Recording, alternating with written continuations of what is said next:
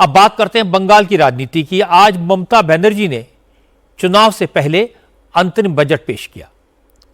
बंगाल के लोगों को खुश करने की पूरी कोशिश की। दीदी ने महिलाओं और नौजवानों का खास ख्याल रखा।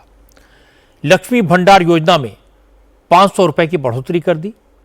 अब बंगाल में SC/ST वर्ग की हर महिला को 1200 के बजाय 1700 रुपए मिलेंगे और जनरल कैटेगरी की महिलाओं को 1000 के बजाय 1500 रुपए हर महीना मिलेंगे। आशा और आंगनबाड़ी कार्यकर्ताओं का भत्ता भी 1000 रुपए बढ़ा दिया गया है।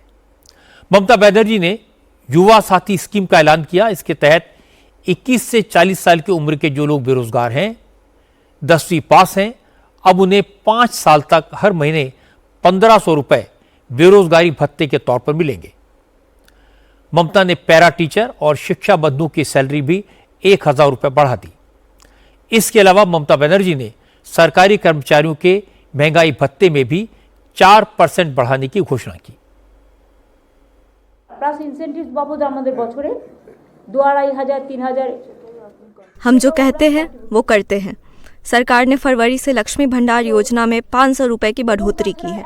आशा वर्कर्स, ग्रीन पुलिस, ICDS सभी की सैलरी बढ़ाई है। ग्रामीण इलाकों में खेती बाड़ी से जुड़े मजदूरों को 2 फेज में 4000 रुपए दिए जाएंगे। हमने घटाल मास्टर प्लान के लिए भी पैसे दिए हैं। गंगा सागर पुल का काम शुरू हो चुका है। इसके साथ ही 26 चाय बागान भी खोले गए हैं।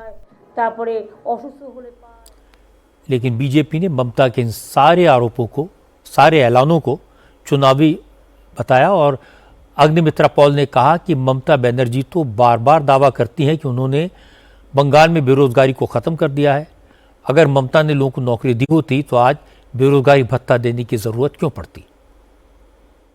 500 रुपया जो भाता, उसका वोट पाने के लिए, महिला के मन पाने के लिए उनका 1000 रुपया से 500 रुपया बढ़ा देना और दूसरे तरफ रेप का रेट दे देना, फुल रेप का ये रेट, हाफ रेप का ये रेट, तो इसका क्या मायने है। नौकरी नहीं है। आप बोले थे डबल नौकरी होगा, इंडस्ट्री होगा, ये जस्टिफाई आप किए थे जब आप टाटा को इधर से भगा दिए थे। आप नौकरी नहीं दे पाए।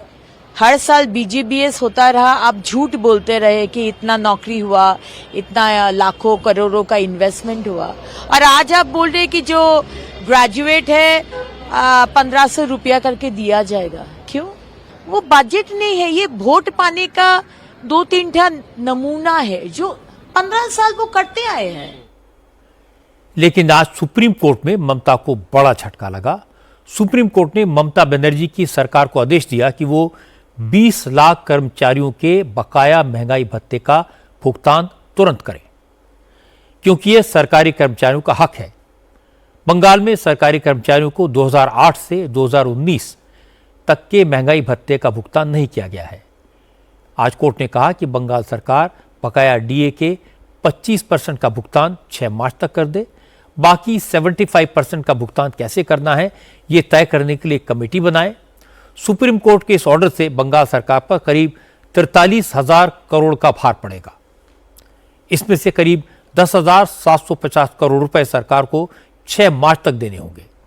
सुप्रीम कोर्ट के इस फैसले पर बीजेपी के नेताओं ने खुशी जताई।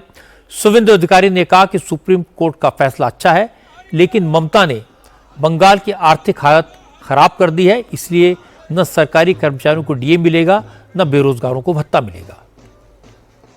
आप लोग गोवा जाकर जो आपने कमिटमेंट दिया था मैनिफेस्टो में, कमिटमेंट में 5000 रुपया का आप लोग एश्योरेंस दिया था।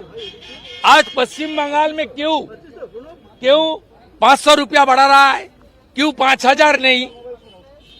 आपका पार्टी का मैनिफेस्टो गोवा में देख लीजिए, वह 5000 रुपया करके हर हमारी दीदी बहन माता को, बेटी को देने का आपका कमिटमेंट था।